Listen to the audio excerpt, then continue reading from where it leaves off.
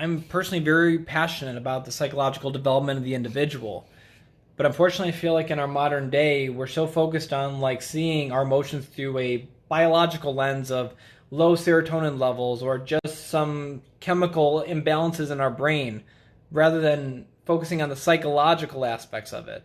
I mean, don't get me wrong, the nature explanations are important to consider, but we can't do that at the expense of the nurture aspect as well. While I can only say this from my own personal experience, and I know that even saying this may be controversial for some to hear, but for me, working with my anxiety and my lifelong depression, it was not the pills that changed everything for me. It was doing things in my life that was meaningful and purposeful. Me doing things that I actually wanted to do rather than always trying to please other people around me. It wasn't seeing my emotions as biological defects which needed to be fixed with a pill.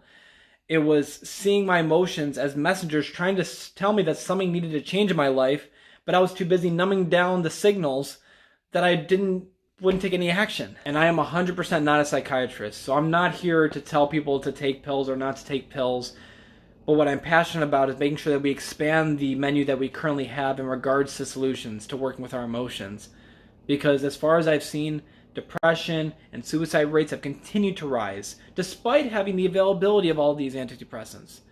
For me, we need to continue to have more options on the table, more availability for therapy, more availability to psychological resources for people to develop themselves and to better themselves, and not just limited to the personal development environment, but on a public, accessible level.